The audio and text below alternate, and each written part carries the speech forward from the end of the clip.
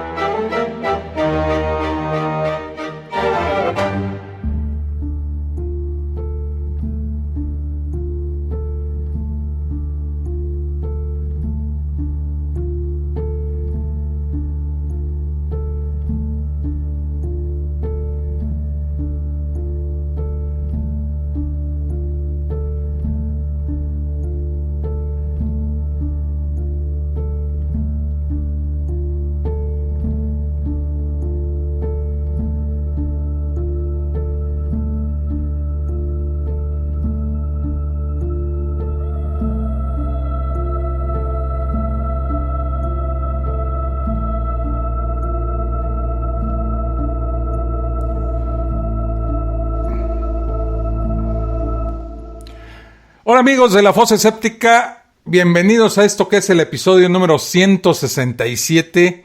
Ya llegamos al 167 y me da mucho gusto.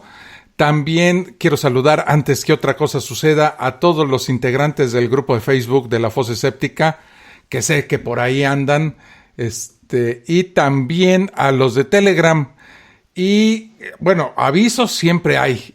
El aviso de hoy es que ya tenemos un canal de YouTube de La Fosa Escéptica y bueno, la invitación para que se inscriban, para que se suscriban, mejor dicho, al canal de YouTube de La Fosa Escéptica. Hoy subí otro video que habla de mis razones por las cuales soy ateo. Entonces, si lo pueden ver, se los voy a agradecer. Si se pueden suscribir, se los voy a agradecer más. Y si le pican ahí en la campanita, pues el mismo YouTube, ya saben, ¿no? Pues les avisa cuando haya un video nuevo. Es una nueva forma de comunicarnos, una nueva forma de estar en contacto. Los temas que trato ahí en el canal de YouTube no necesariamente son los que se tratan aquí en La Fosa Escéptica en el podcast. Entonces siempre es bueno ingresar. Y también ahí en ese canal de YouTube se ve reflejado los audios de el podcast de La Fosa Escéptica, que como en automático se van para YouTube, se van para allá.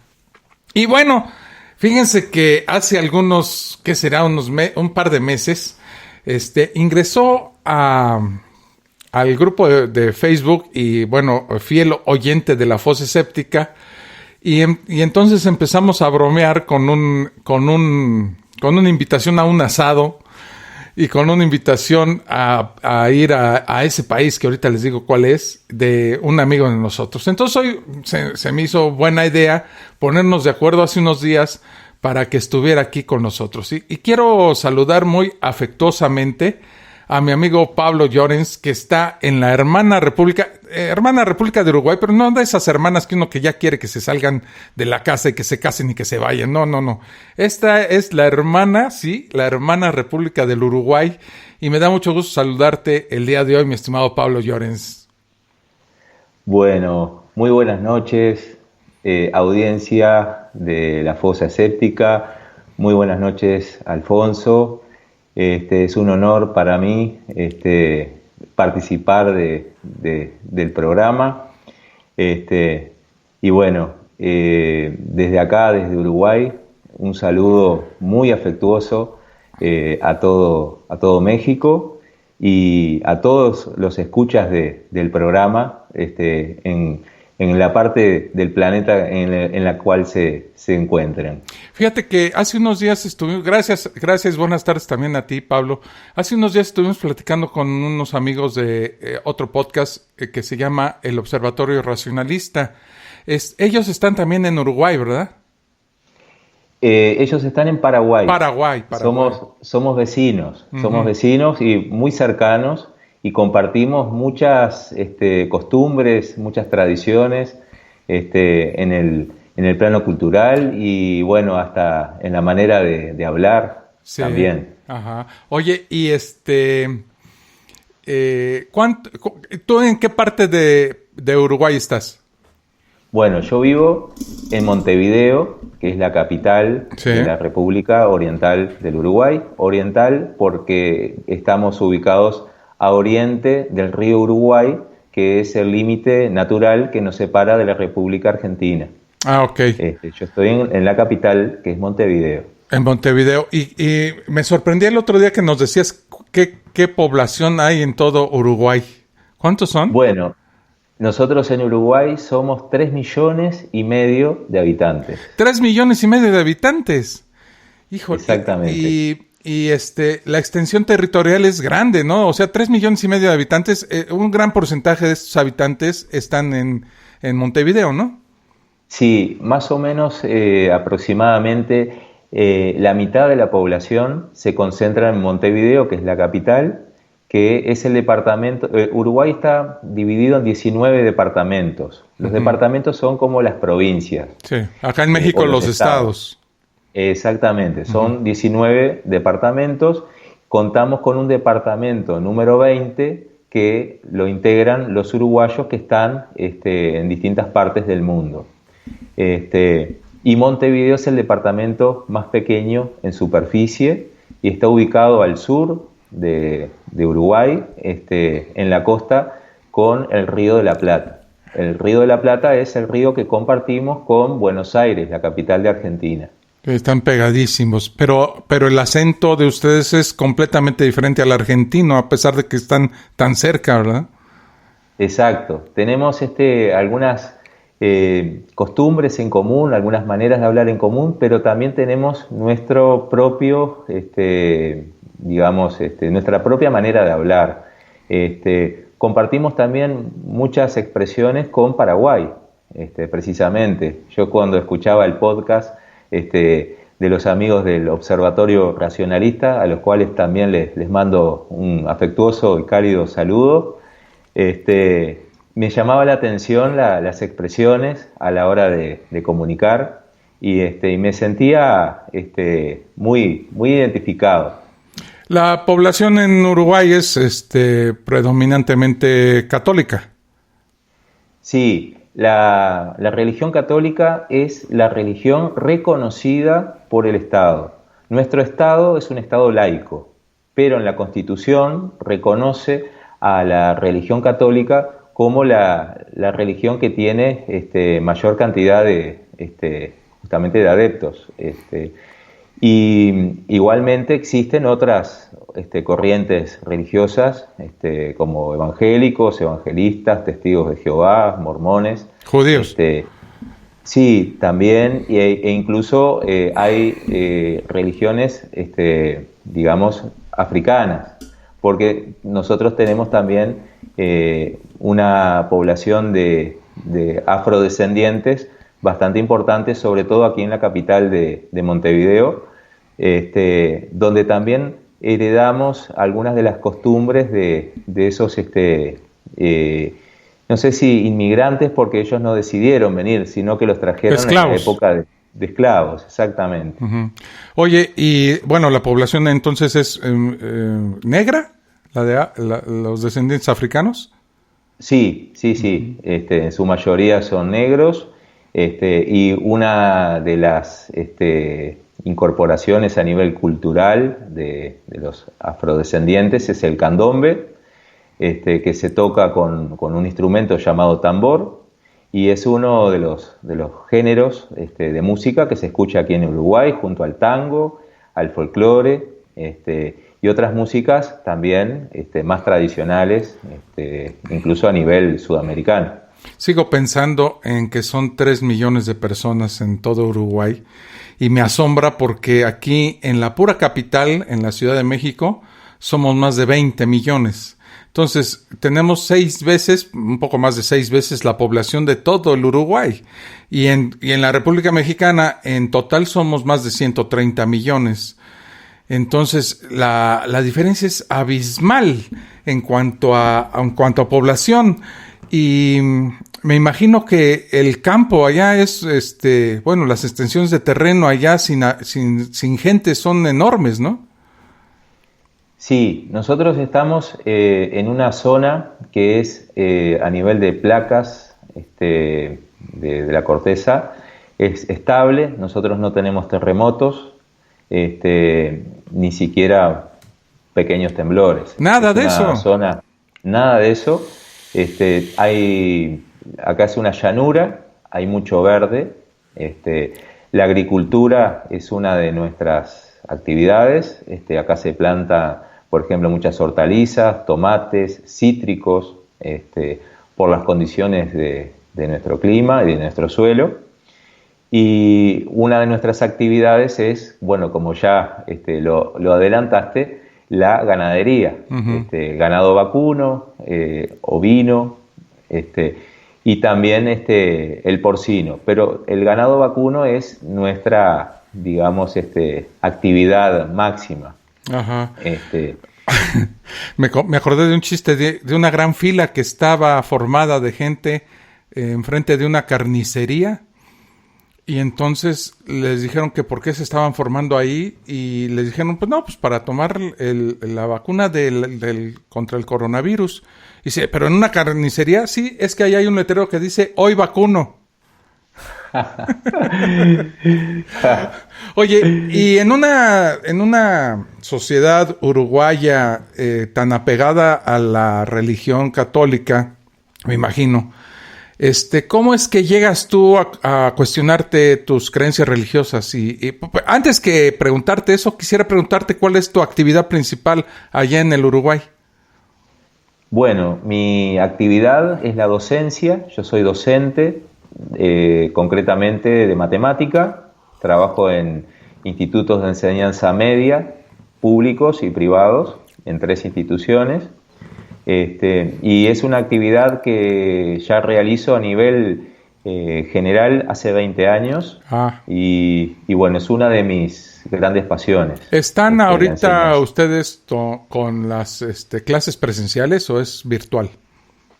Bueno, estamos desde hace un par de meses con clases presenciales. ¿Y cómo se están organizando en cuestiones del COVID allá?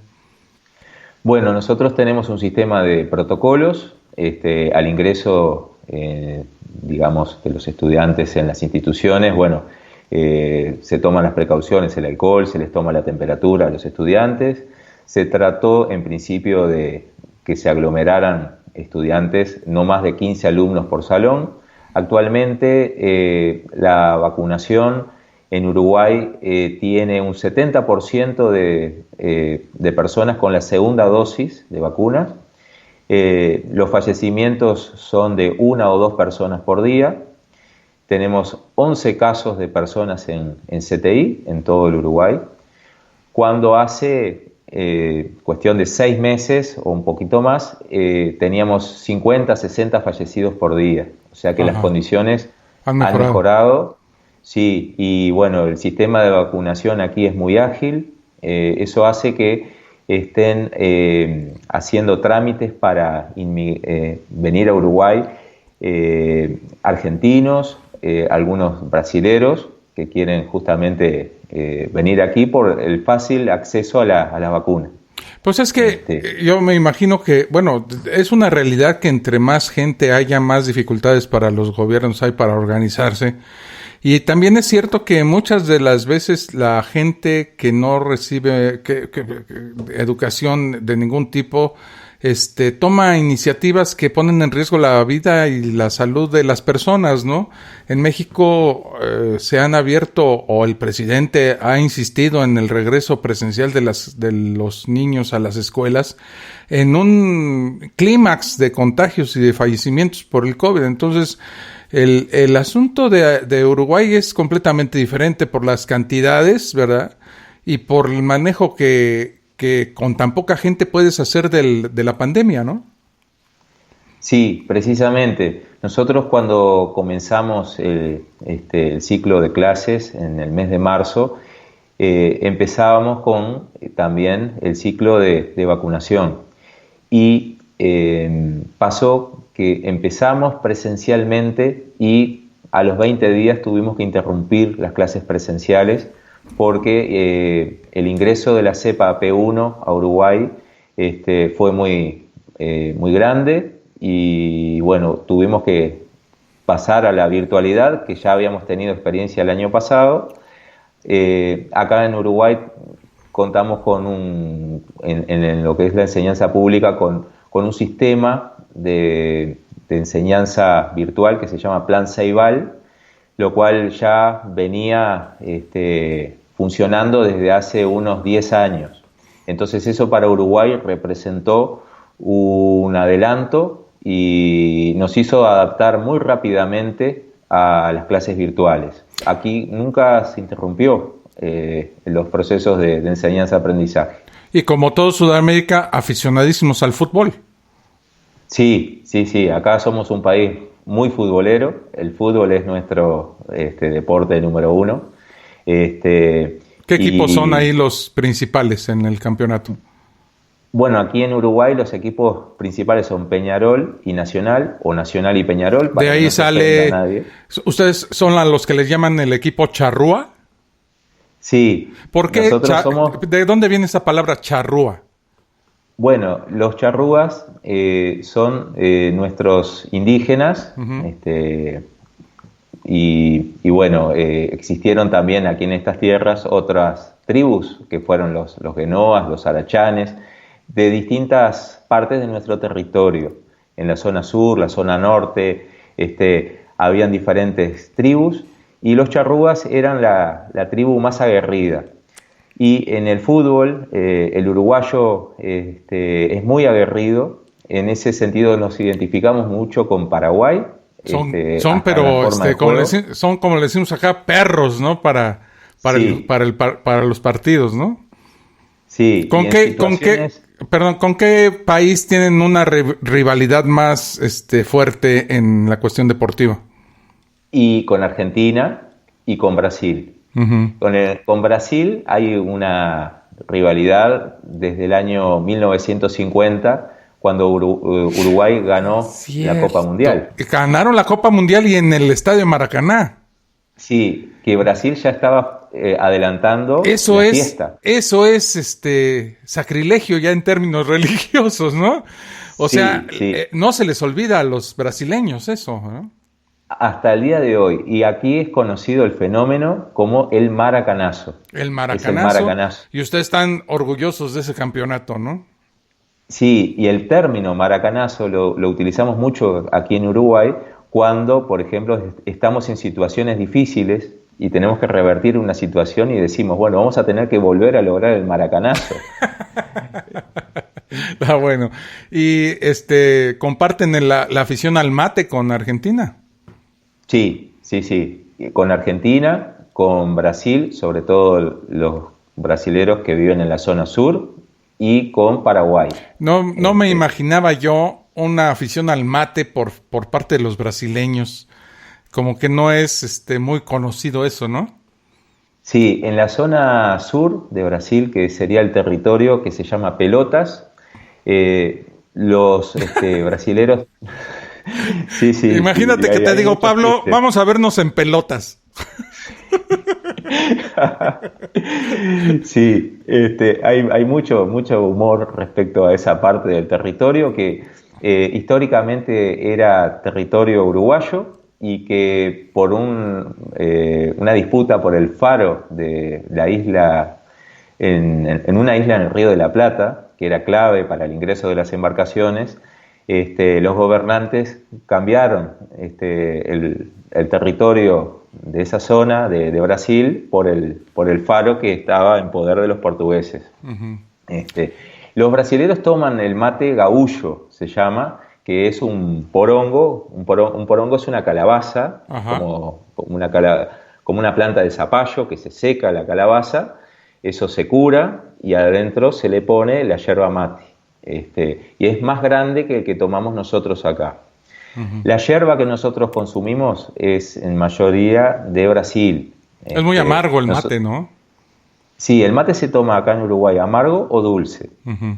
Generalmente el mate dulce es el que toman las señoras mayores mirando las telenovelas mexicanas, precisamente, en la tarde. Okay. Pero el mate nuestro tradicional es el mate amargo. Ya. Y cuéntame un poco más de ti. Cuando ¿Cuándo es cuando empiezas a cuestionarte tus creencias religiosas? Bueno, yo hice empecé mis estudios a nivel escolar en una escuela católica y mis primeros años de enseñanza media también. Y nunca fui un creyente al 100%. ¿De qué orientación eran estas escuelas religiosas? Porque todas tienen una como denominación, si son lasallistas o si son de otras denominaciones, ¿no? Bueno, en realidad era una escuela católica maronita. Uh-huh. Los maronitas eran misioneros libaneses que ellos impartían justamente las creencias cristianas de una manera muy, muy particular, muy especial, pero nunca fui un creyente al 100%, digamos, uh-huh. Porque había muchas cuestiones que nunca me cerraban y bueno, como que yo acompañaba, digamos, al grupo. Y no hace mucho tiempo que me convertí al ateísmo. Es decir, sí cabe la expresión "me convertí". Pienso que tal vez no sea el mejor término. Es uh-huh. decir, me convertí por el hecho de quizás que me liberé de ciertos pensamientos que me di cuenta que me estaban de alguna manera amoldando mi cerebro. Uh-huh. Y bueno, tuve una sensación muy, muy linda cuando abandoné muchas de las creencias que sin duda nunca me cuestionaba. Y una de las sensaciones buenas y lindas que sentí era lo poco que sabía. Mira, Pablo, antes de preguntar, vamos a hacer una pausa y seguimos platicando contigo acerca de esta como desconversión o descreimiento. ¿A qué edad? ¿Por qué? ¿Qué libros leíste? ¿Fue un proceso largo? ¿Un día amaneciste y dijiste, ya soy ateo? De todo eso vamos a platicar ahorita que regresemos aquí a la Fosa Escéptica, ¿te parece? Sí, cómo no, adelante. Bueno, vamos a una pausa, amigos, regresamos. Estás escuchando La Fosa Escéptica, un lugar para ejercitar la mente.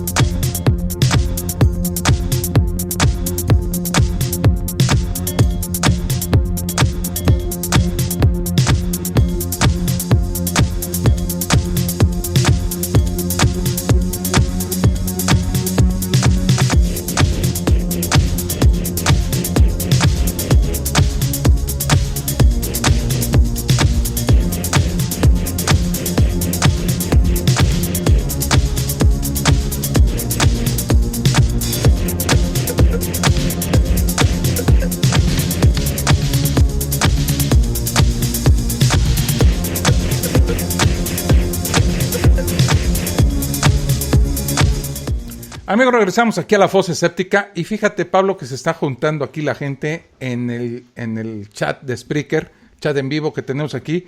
Dice Adrián, saludos Alfonso y Pablo, llegué temprano. Más te vale, mi estimado Adrián, que hayas llegado temprano. Sebas Tejada, me imagino que se llama Sebastián, dice saludos desde Colombia.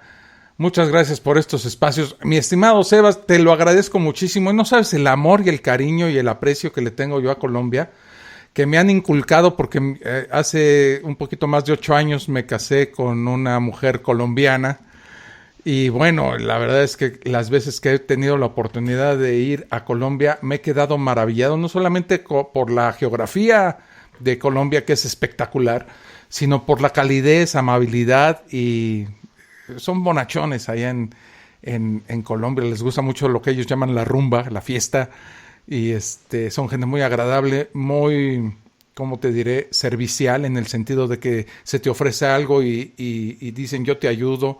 Cuando pides una indicación en la calle para llegar a tal o tal lugar, casi te acompañan para que no te pierdas. La gente muy agradable y estoy enamorado de Colombia. Tuve la oportunidad de conocer Medellín, Cúcuta, de donde es mi mujer. He estado en Cartagena, que es espectacular, es una ciudad hermosísima, un puerto precioso, un centro turístico de primer nivel. He estado en un montón de lugares de Colombia y los disfruto muchísimo. Me imagino que Uruguay, mi estimado Pablo, también tiene una geografía espectacular, ¿no? 2 o 3 lugares que nos pudieras mencionar antes de pasar al tema de la fosa, ¿no?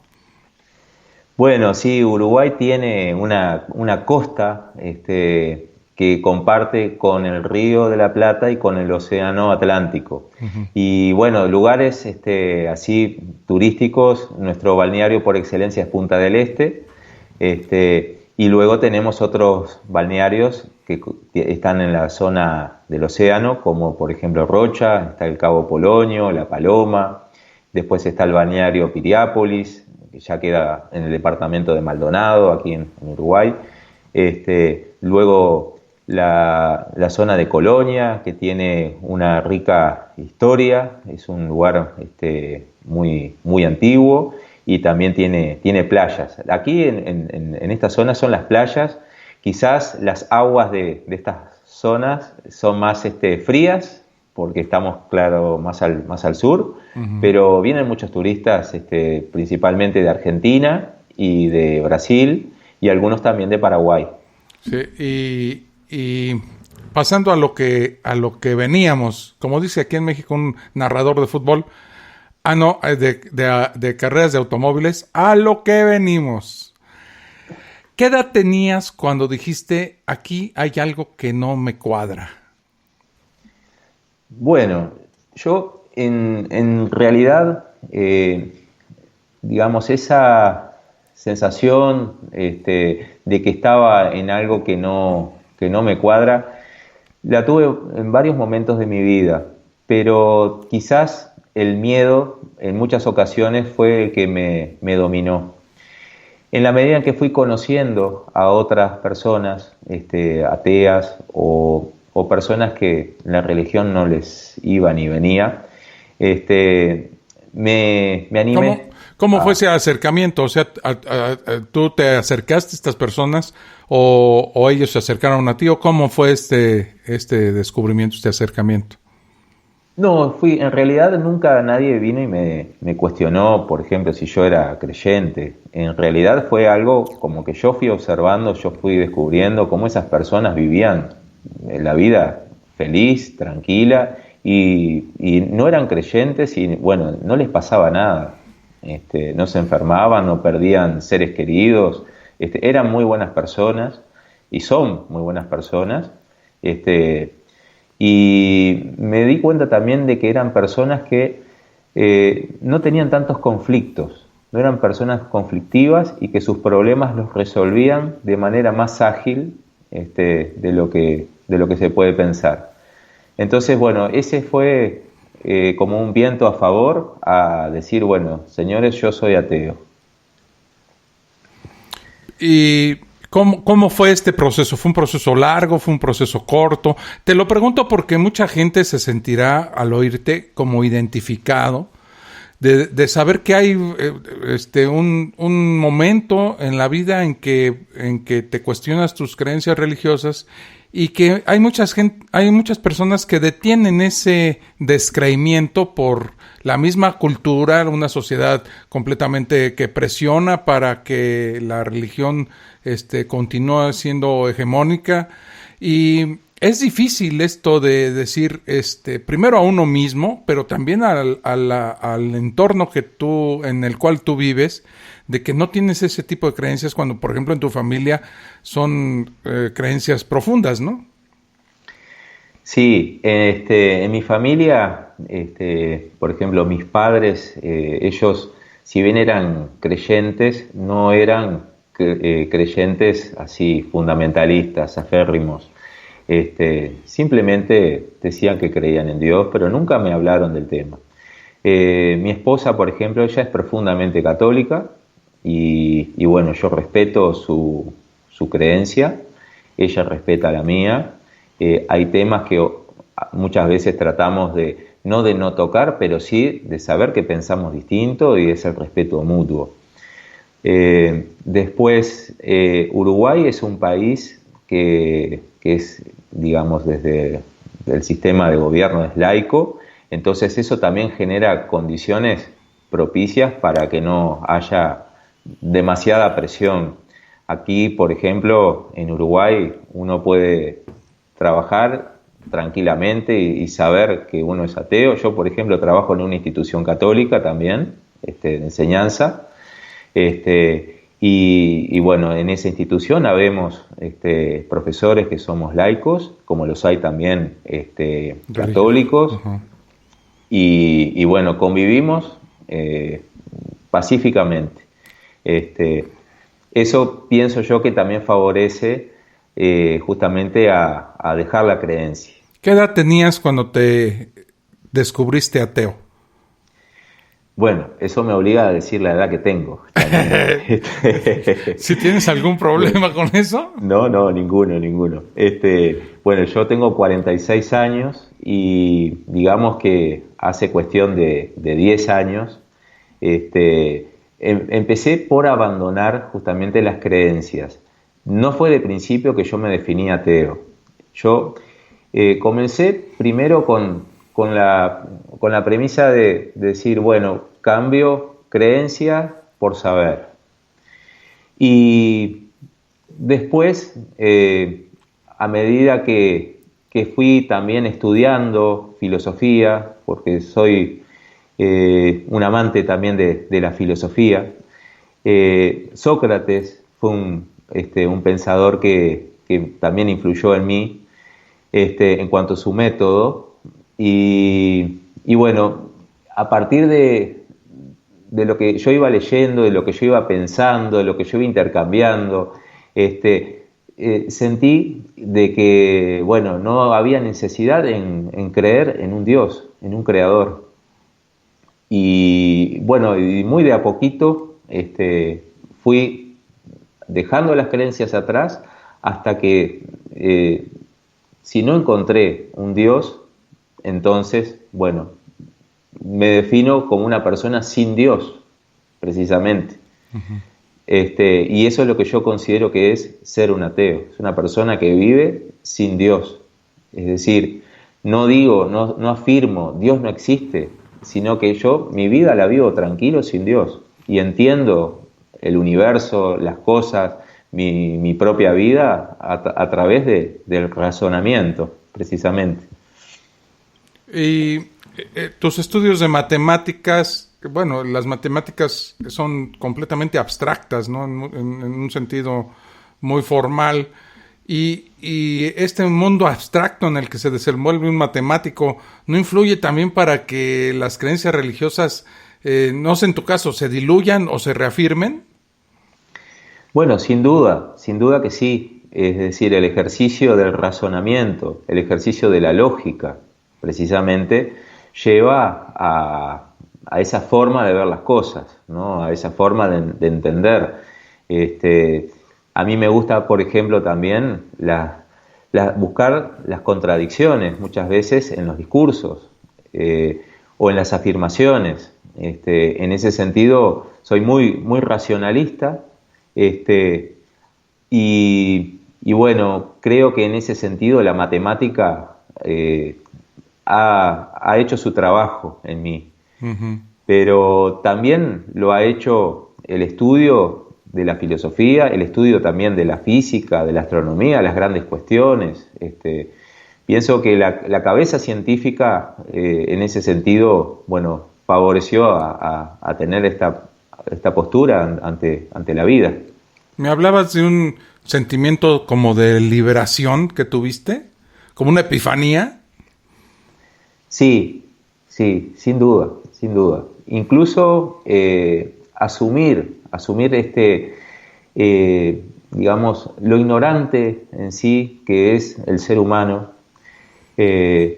porque sentía que pensar que el mundo estaba constituido de una forma porque estaba escrito en un libro, sentía como que me ponía un techo sobre mi cabeza, y cuando abandoné justamente todas esas cosas que estaban escritas en libros, que tenían muchísimas contradicciones, sentí que era muy ignorante respecto a la inmensidad de este universo. Y sobre todo, perdón que te interrumpa, y sobre todo cuestionarte bueno, dicen, ¿verdad?, los religiosos, o está en el dogma, que somos sus creaciones a su imagen y semejanza. Ahí fue donde yo dije, aquí hay algo que no está bien, ¿verdad?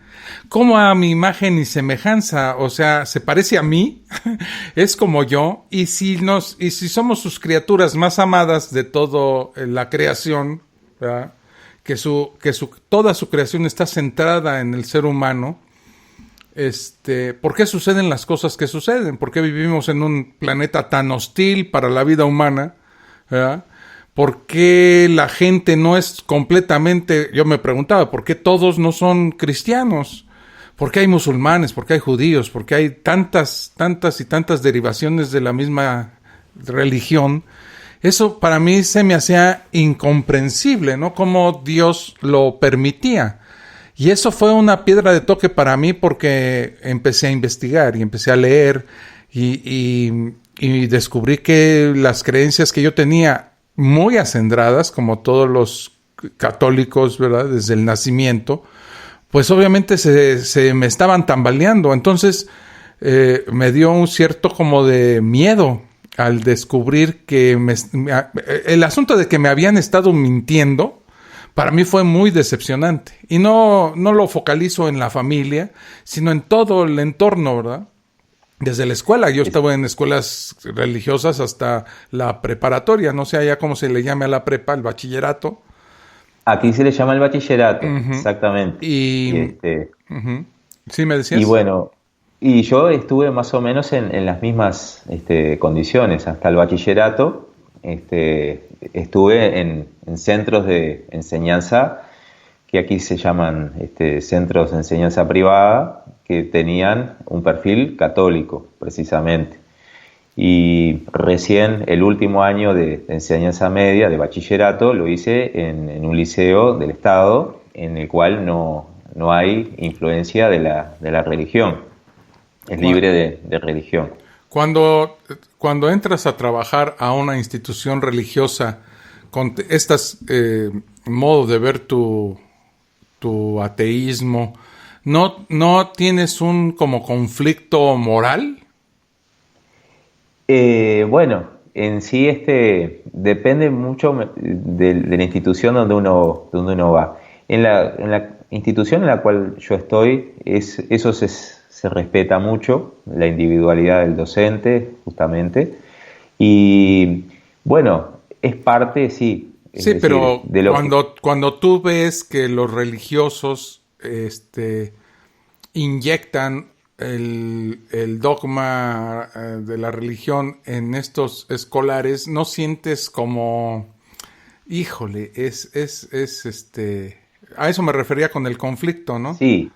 Yo lo que observo, por ejemplo, es el desconocimiento que hay, por ejemplo, en adultos cuando le enseñan a niños en la escuela, digamos, el catecismo en el sentido bíblico, ¿no? Es decir, cómo le empiezan ya desde muy temprana edad a inculcar cosas que ellos no están en un nivel justamente de evolución a nivel mental que puedan entender. ¿Qué puede entender un niño de 4, 5, 6 años acerca de lo que es el espíritu, por ejemplo? Y me parece que forzarlos a tener esas creencias me parece como una violación a un derecho a recibir una educación precisamente limpia, libre, que pueda desarrollar su capacidad de razonamiento. Uh-huh. Yo creo que eso es una manera también de apagar la llama precisamente del entendimiento. Por lo que yo hablaba hoy respecto a mi caso personal, cuando yo me limitaba a la Biblia. Es decir, si yo entiendo que el mundo se creó en 6 días y que primero Dios hizo la luz y la oscuridad y 2 días después hace al sol y la luna, o sea, eso me parece que es una contradicción, pero grosera. Y a mí como adulto se me caería la cara de vergüenza, como decimos aquí en Uruguay, Sí. en ir a transmitirle esas cosas a niños. Sí, es un tipo de manipulación perversa, porque los niños no tienen manera de razonar lo contrario, porque están envueltos en este entorno en donde sus papás presionan, la escuela presiona y te van metiendo, porque digo, a todos nos pasó, a ti, a mí, a muchos, ¿no? A millones, que tú no sabes por qué estás ahí, pero estás ahí. Y tienes que rezar y entonces empiezas a creer en este mundo de pensamiento mágico y piensas que es lo real, ¿no? Que hay un ser que te ve, te vigila, te castiga o te premia. Salirte tú en lo principal, Pablo. Mira, voy a hacer una pausa y cuando regresemos te quiero preguntar, y a la hora de salir y decir soy ateo, ¿qué pasó con Pablo Llorens? Entonces, vamos a hacer una pausa y regresamos con más aquí en La Fosa Escéptica. Estás escuchando La Fosa Escéptica, un lugar para ejercitar la mente.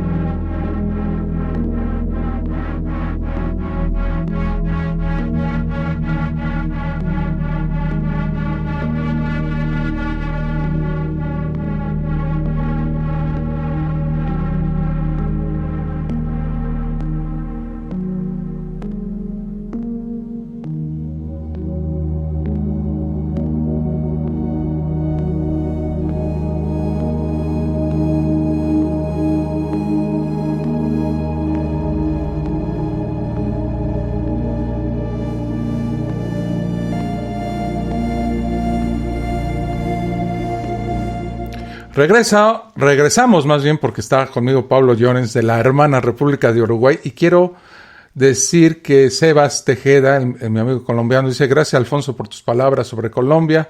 Espero también un día llegar a conocer México, su gastronomía y calidad humana, así como su cultura prehispánica, me generan mucha curiosidad. Mira, te voy a decir una cosa, mi estimado Sebas, en lo que se refiere a la gastronomía, híjole, mano, sí. La gastronomía mexicana es una de las, digo, no considerada por mí, sino por la ONU, creo que la tiene como patrimonio de la humanidad, una cosa de esas así raras, porque sí hay mucha variedad. En cuanto a la calidad humana, pues depende el sector de la Ciudad de México donde te encuentres. Estamos hacinados en un espacio muy pequeño, 20 y tantos millones de personas, y bueno, hay barrios donde no te metes, pero ni porque tengas que ir, y hay otros que son muchísimo más tranquilos, pero la violencia se ha desatado aquí en México con el asunto de los narcos y ese tipo de cosas de manera exponencial, para hablarle así en términos matemáticos a mi amigo Pablo. Y la cultura prehispánica, pues sí, la verdad es que nos hemos procurado aquí en México conservar hasta donde se puede los sitios arqueológicos, los sitios pre-cortesianos de antes de la llegada de Cortés y los de la colonia, ¿no? Hay que recordar que en México tuvimos el yugo español por más de 300 años, entonces pues hay muchos edificios coloniales que son bellísimos y se han podido conservar a pesar de tanto terremoto, Pablo. El asunto allá de la conservación de la cultura, como la que tenemos acá en México, es un foco para los uruguayos. Bueno, acá en Uruguay hay una gran influencia supongo que a través de la televisión,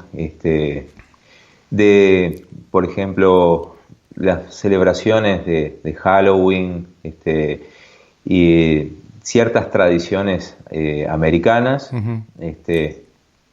La gran influencia ha sido mucho la televisión. ¿Y en arquitectura y en lugares arqueológicos? Bueno, en Montevideo hay una parte que nosotros le llamamos la Ciudad Vieja, que data, digamos, de entre 1750 y 1850 o principios de 1900, que era una parte de la ciudad que estaba fortificada y que luego, cuando la independencia, nosotros somos independientes desde 1825 de los españoles, uh-huh, y nuestra constitución se jura en 1830.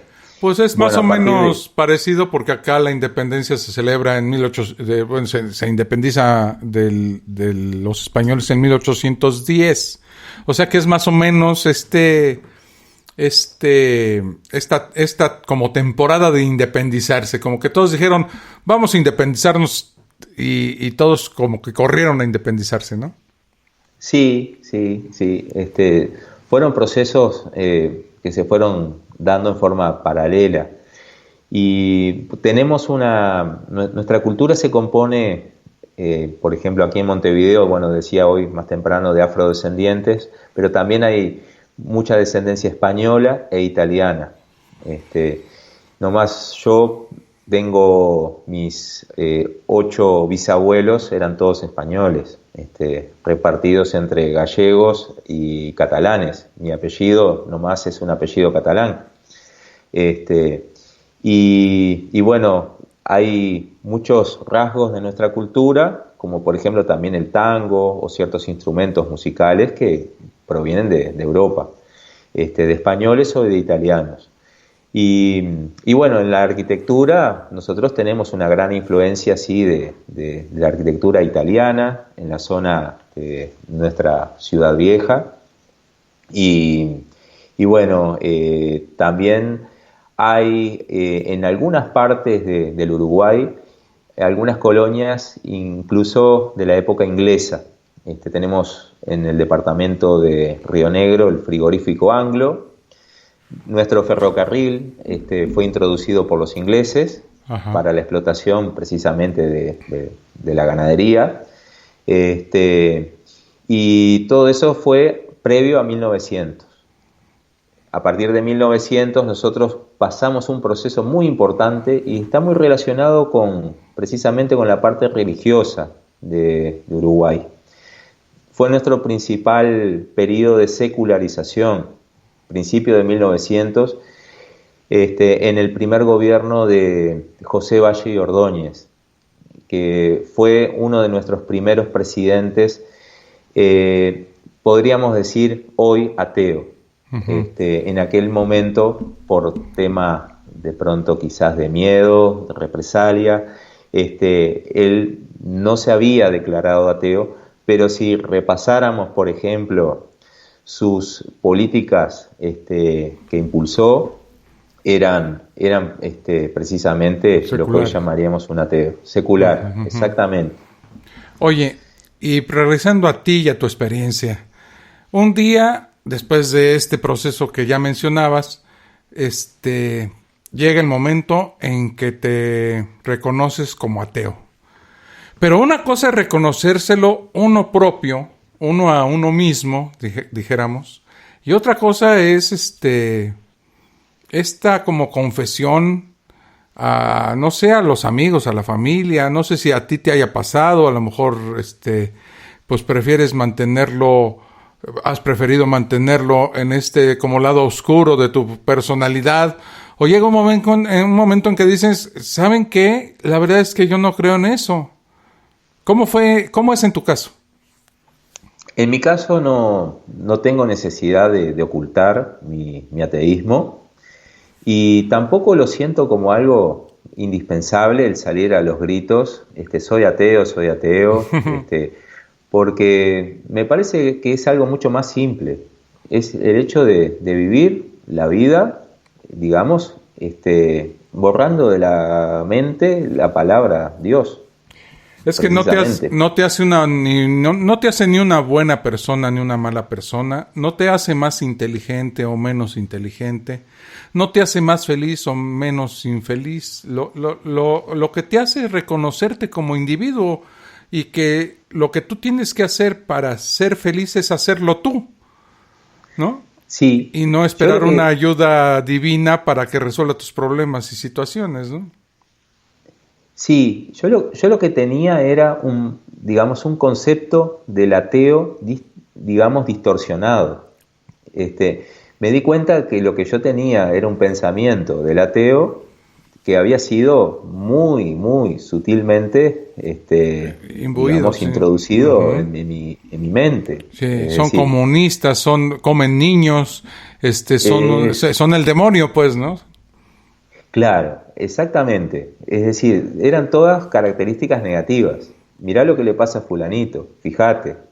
Él le pasan todas estas cosas porque es ateo. Uh-huh.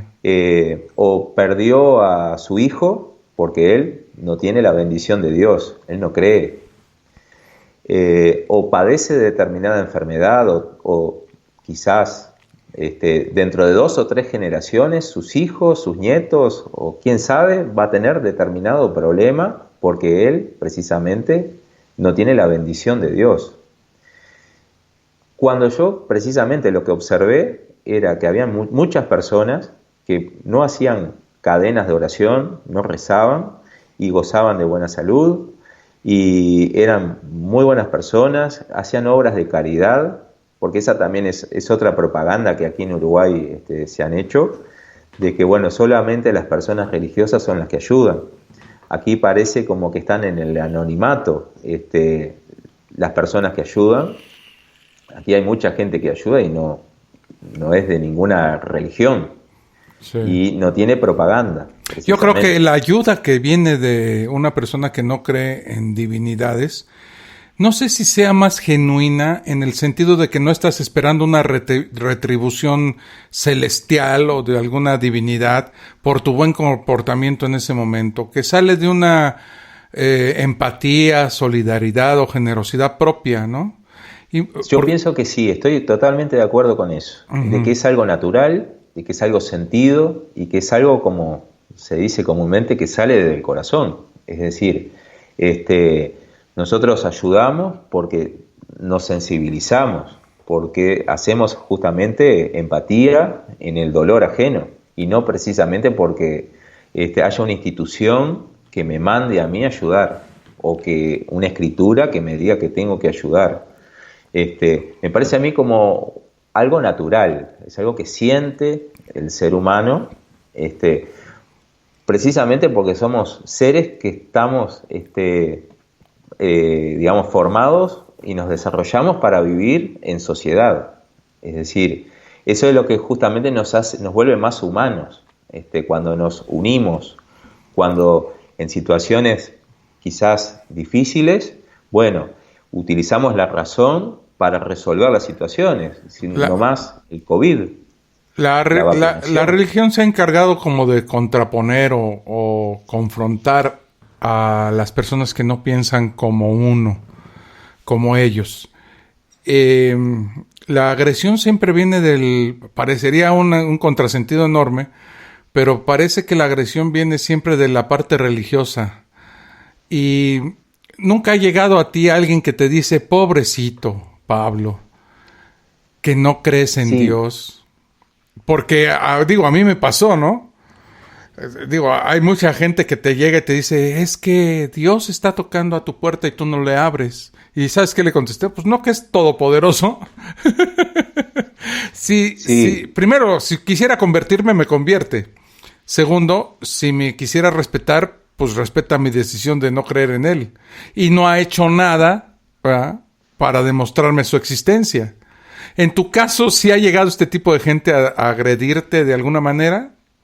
Sí, o sea, me han cuestionado, me han dicho, bueno, ¿En qué crees? bueno, entonces si no crees en Dios, ¿en qué es lo que crees? Porque parece como que hay una cierta obligación de creer en algo, ¿sí? Y tras lo que uno vaya a decir, es decir, vienen con el garrote, ¿no? Porque no aceptan de pronto una creencia diferente. En el caso mío, por ejemplo, es, bueno, la no creencia. Precisamente yo, lo que defiendo es el no creer, el no aceptar a ciegas, digamos, una idea de que de pronto, yo utilizo mucho la analogía con el bastón.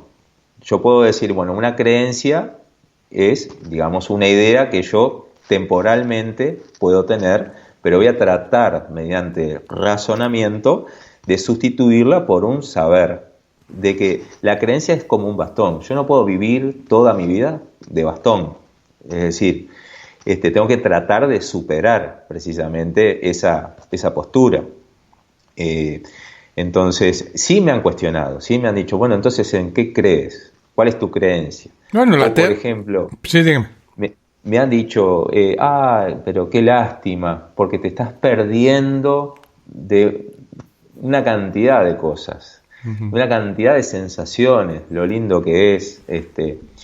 Y digo, sí, también puedo tener buenas sensaciones tomándome una buena copa con amigos o por ejemplo, vinculándome con personas de distintas creencias, tengo sensaciones muy lindas también. Porque vivir, digamos, enemistado con otro porque piensa diferente tampoco causa una sensación muy buena. Y al final de cuentas, lo único que no crees como ateo es en un ser del cual no puedes probar su existencia. Pero hay muchísimas cosas en las que un ateo promedio cree. Crees en la amistad, en la solidaridad, en la generosidad, en la empatía, en el amor, ¿verdad? En proveer de buenas cosas a tu entorno. También hay ateos desgraciados y también hay ateos que son unos hijos de puta, ¿verdad? Como se dice, ¿verdad? Porque eso no te vuelve, ser ateo no te blinda contra eso, que es la naturaleza humana, ¿verdad? Simplemente no crees en un Dios, ¿verdad? O en los dioses, o en las energías metafísicas, o en los seres sobrenaturales, ¿no? De la misma manera que no crees en Santa Claus o en Spider-Man o en Batman, que tienen más pruebas de su evidencia que Dios. ¿No? Sí, es la creencia de pronto, o no sé, quizás no sea el término la creencia, pero sí es el confiar en las posibilidades del ser humano. Yo sentí, al dejar atrás la religión, que en algo sí tenía que confiar, por el hecho de poder, digamos, levantar la cabeza y mirar hacia adelante. Y el hecho de, justamente, tener una convicción firme de que el ser humano puede, digamos, construir su destino, utilizando la razón y utilizando también la parte sensible, en el sentido de la empatía, la amistad, es decir, de que no toda la vida es racional, es decir, que hay situaciones en las que actúa, por ejemplo, la parte sensible de una persona. Sí. Teniendo en cuenta todo eso, sentí precisamente que debía confiar, sí, en el ser humano y dejar de tener creencias que no me iban a llevar a ninguna parte, y creo que a la humanidad no llevan a ninguna parte, porque lo que hacen es separarnos cada vez más. Y de alguna manera una religión profunda, una convicción de que Dios existe, le quita un poco de brillo a la vida, le quita el brillo a las personas, cuando parecería que tendría que ser lo contrario. Las vuelve temerosas, con miedo, inseguridades, y con el castigo que el mismo dogma te implanta en esa parte del cerebro que es tan difícil de quitar, ¿no? Sí. Lo mismo que, digamos, el pensar en las soluciones mágicas a las cosas, porque muchas veces no se dan. Y precisamente es lo que hace que la persona también se debilite, debilite y se sienta cada vez con menos confianza hasta en sí misma. Sí, claro. El alejar el pensamiento mágico de mi mente también fue algo muy, muy positivo en cuanto a saber de lo que podía yo ser capaz. Y no estar esperando siempre de que las cosas vengan desde afuera, de decir, bueno, soy yo a través del esfuerzo que tengo que construir mi destino, y no, digamos, depende de la súplica, yo suplicar y rezar 20 veces una misma oración. Soy yo el que tiene que construir el camino. Sí. Y eso del pensamiento mágico, bueno, interviene un cierto porcentaje de las creencias religiosas, pero el pensamiento mágico es una cuestión más amplia todavía, ¿verdad? Si hablas de tarot, feng shui, I Ching, la cábala, la lectura del tarot, las fuerzas místicas de quién sabe qué, los chakras, todo ese tipo de cosas que te van metiendo y que mucha gente que tiene unas creencias religiosas muy fuertes aceptan esas nuevas cuestiones del pensamiento mágico, pseudociencias, etcétera, sin saber, sin razonar. Eso es a lo que me refiero. No razonan, que se contraponen directamente con los preceptos religiosos que ellos procuran defender, ¿no? Bueno, yo eso lo observé en personas fuertemente creyentes, de cómo en situaciones de desesperación recurrían, sí, al tarot, o a las cartas, a los bucios, o también incluso frente a dificultades económicas, a los juegos de azar. O lo más básico, la patita de conejo. O me voy a poner esta camisa con la que me fue bien en aquella entrevista de trabajo. Precisamente, sí. Todo lo que tiene que ver con lo cabalístico, digo, ¿de qué sirve entonces todo lo anterior? Claro. Creer en el Dios y pedirle a Dios, si después termino en eso, termino invirtiendo dinero en que me tiren las cartas, que me tiren los bucios, en que me lean la palma de la mano. Sí. ¿Por qué entonces todo lo anterior? No es eficiente, entonces. Y entonces, ¿tú tienes hijos?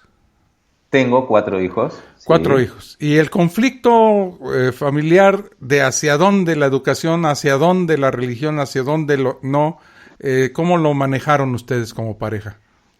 Bueno, nosotros como pareja decidimos que ellos asistieran a instituciones laicas, de que ellos, bueno, llegado el momento de decidir si ellos quieren de pronto tener una religión o no tenerla, de que ellos sean quienes tomen la decisión, de que no seamos nosotros.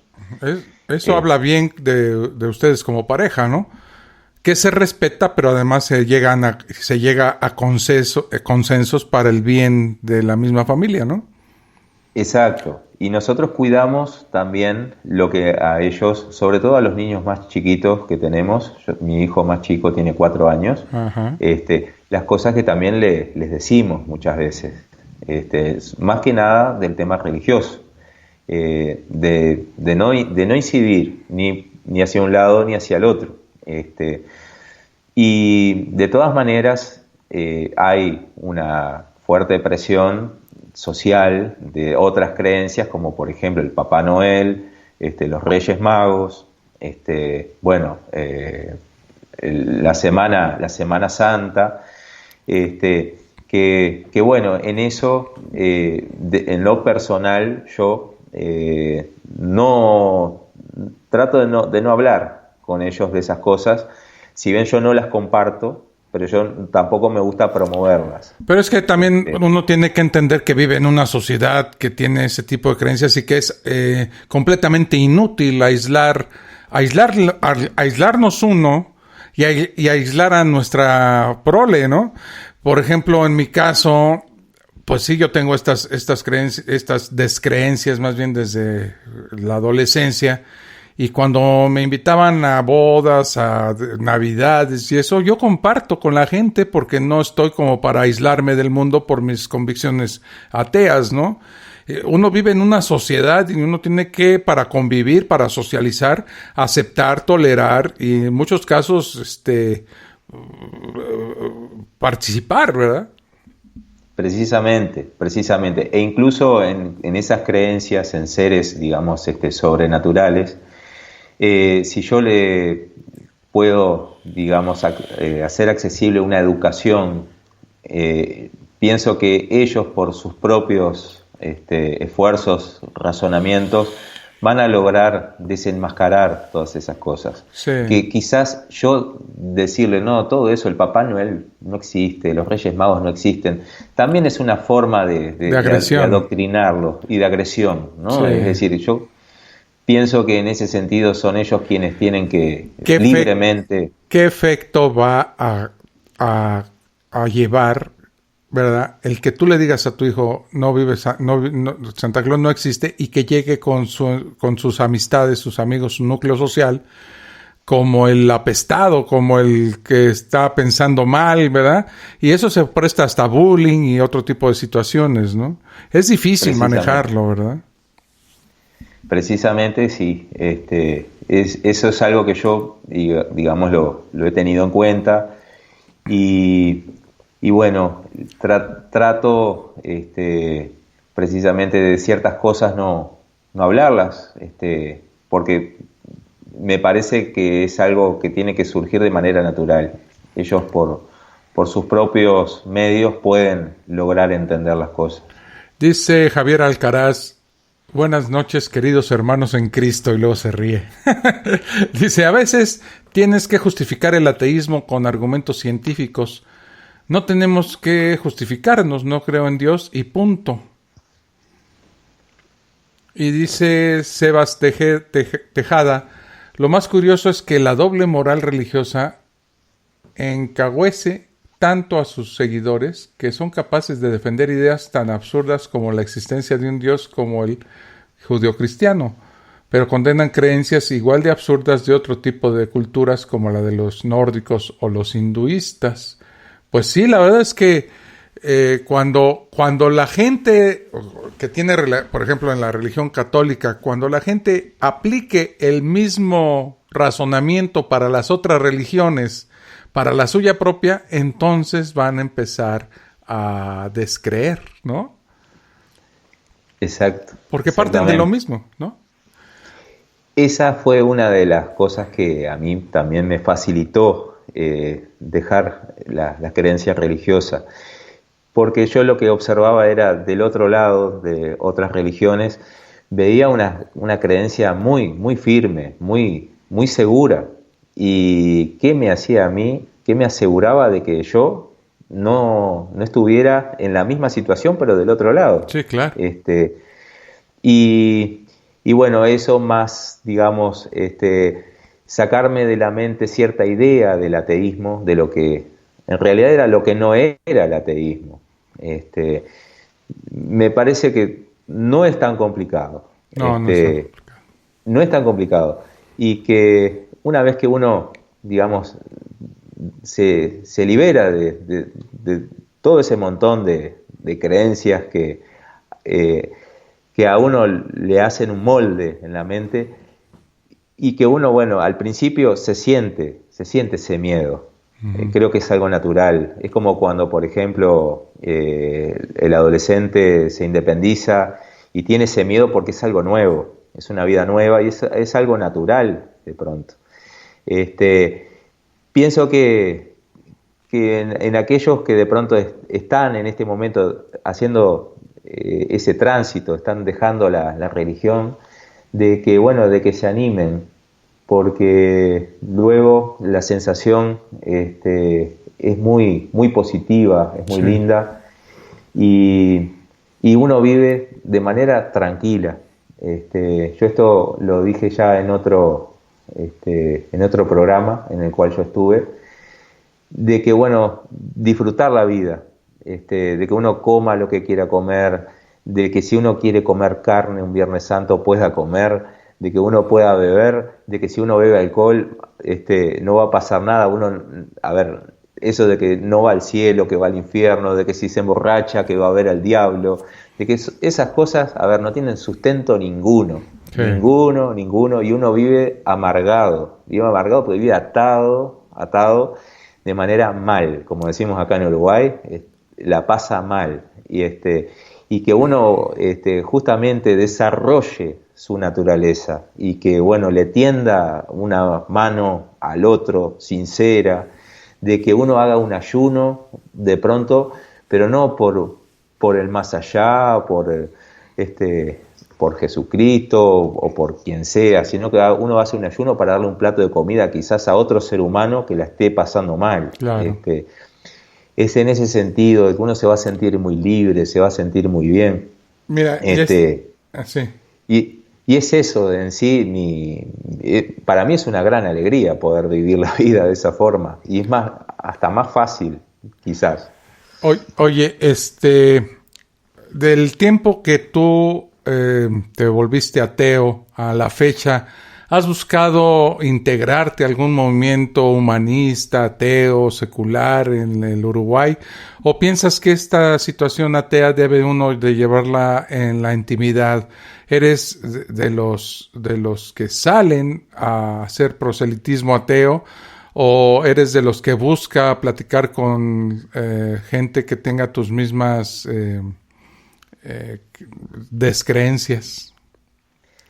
Bueno, yo, digamos, lo que muchas veces hago es participar de pronto de programas donde se habla del ateísmo o del humanismo, por precisamente esa convicción, de esa confianza en el propio ser humano, y muchas veces las preguntas, las dudas de otros me llevan a mí a movilizar mi mente y a borrar viejas ataduras. Pero digamos que en cuanto a hacer un proselitismo de tipo ateo, podríamos decir que, salvo en aquellas cosas que yo veo que la religión está incidiendo de manera muy, muy directamente negativa, por ejemplo, a recibir atención médica, a privar a los niños de ciertos juegos, o de festejar sus cumpleaños. Eso es algo que yo lo critico abiertamente, porque ahí hay una violación de un derecho, de un derecho humano. Yo lo llamaría de un derecho humano directamente. El impedir que un niño reciba salud, es decir, condiciones de salud, una atención médica, me parece a mí que frente a eso hay que salir y hay que dar batalla. Es decir, tenemos que cambiar la cultura. Sin duda que hay que cambiar la cultura.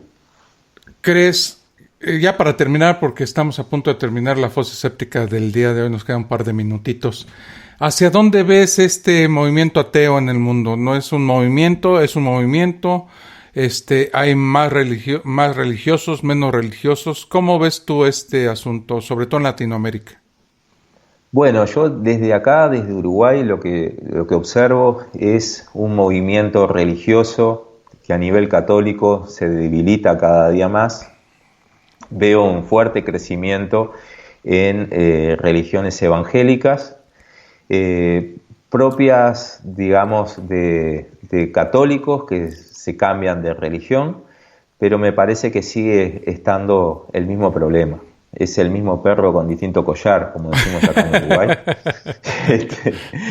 Sí. Uh-huh. Y bueno, aquí en Uruguay hemos tenido un crecimiento del movimiento, digamos, ateo, o de las personas ateas. Los jóvenes uruguayos se declaran más que antes ateos. Uh-huh. Antes como que estaba ese miedo a la censura, al castigo, pero acá en Uruguay los jóvenes hoy dicen, yo no creo en nada, no creo en nada de eso. ¿O para qué rezar. Es una situación de la iglesia manejada por esta gente de edad avanzada que no se interesa por la problemática de la juventud, y eso ha sido sus propios clavos en la lápida de ellos mismos, ¿no? Sí, acá en Uruguay los templos de las iglesias han estado con poca gente. Cada día son menos los que van a las iglesias, y los que van son personas de edad avanzada. Y bueno, acá a nivel de gobierno hemos tenido hace ya 2 periodos atrás un presidente que él se declara ateo, que fue José Mujica, cosa que de pronto no es poca cosa, más allá de la ideología de este señor, pero que un presidente lo pueda decir así tan abiertamente que es ateo. Sí. Y yo más temprano hoy hablaba de un presidente que es de otro partido, que fue José Valle Ordóñez, que él también, digamos, tenía un pensamiento ateo y fue, digamos, quien instaló la secularización. Cosas que no se podrían imaginar, por ejemplo, en Estados Unidos, porque si no tienes creencias religiosas en Estados Unidos, no puedes ocupar un cargo público, más que nada, o postularte para algo. Y aquí en México también, como tenemos una separación iglesia-estado que no es de facto una separación, pues la gente, hasta este sexenio que el tipo se declaró abiertamente cristiano, no había pasado ese tipo de declaraciones en México en toda la historia del presidencialismo, ¿no? Entonces, exacto. Mira, estamos ya a punto de terminar. La verdad es que se platica tan sabroso contigo, mi estimado Pablo, que ya de lo que íbamos a acabar hablando hoy, no acabamos hablando de eso, pero tampoco nos importa mucho porque disfrutamos de tu generoso tiempo y también disfrutamos de tu amena charla, y eso vale más que cualquier otro tema que hayamos preparado para el día de hoy. Eso lo pasamos para el miércoles, donde vamos a hablar de los 10 ritos religiosos más espeluznantes, y la verdad es que sí están bien espeluznantes. Parecería una película de terror, pero ha pasado en la historia de la humanidad, y de eso vamos a hablar el próximo miércoles. ¿Algo más que quieras agregar, Pablo, antes de despedirnos?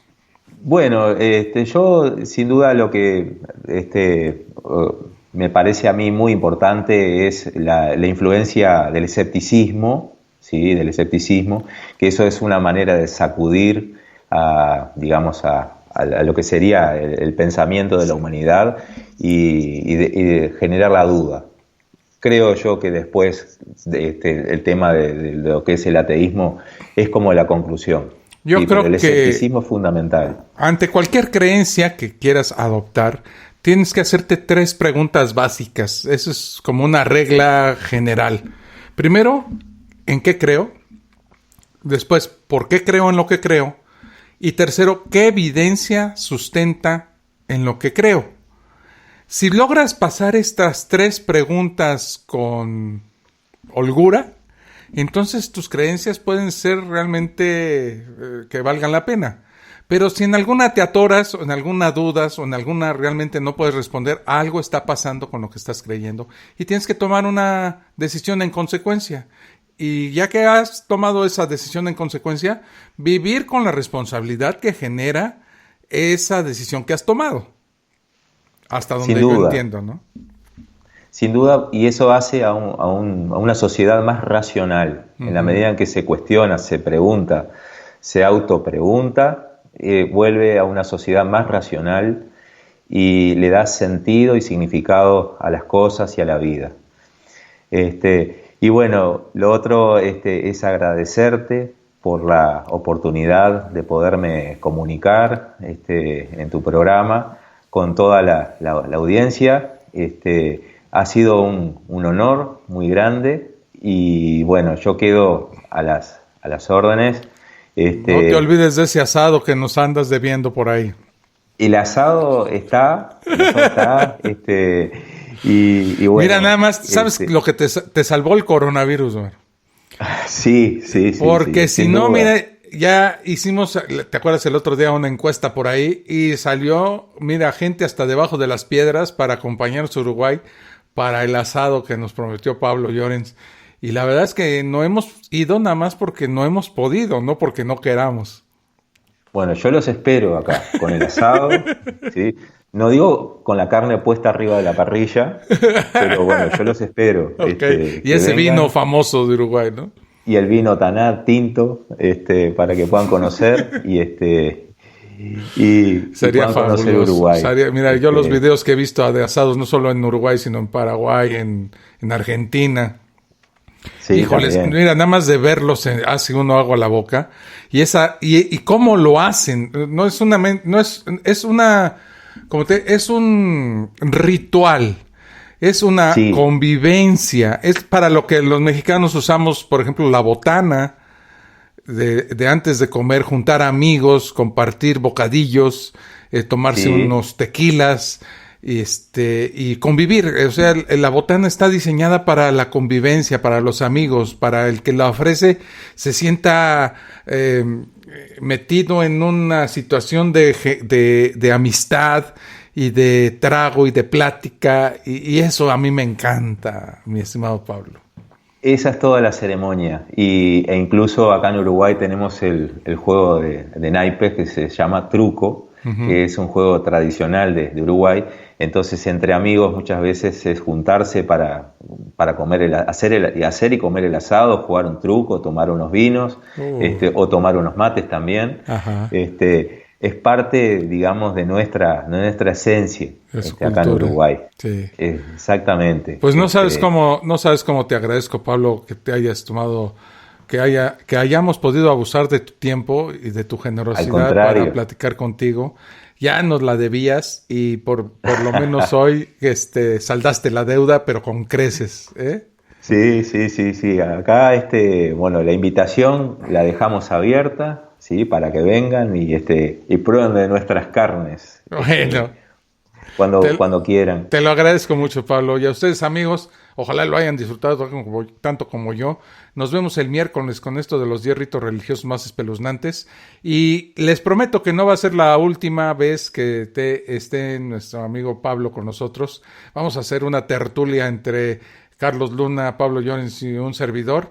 Y próximamente la organizamos porque quedaron algunos puntos pendientes por ahí. Entonces, te convoco, te invito y nos ponemos de acuerdo para la próxima.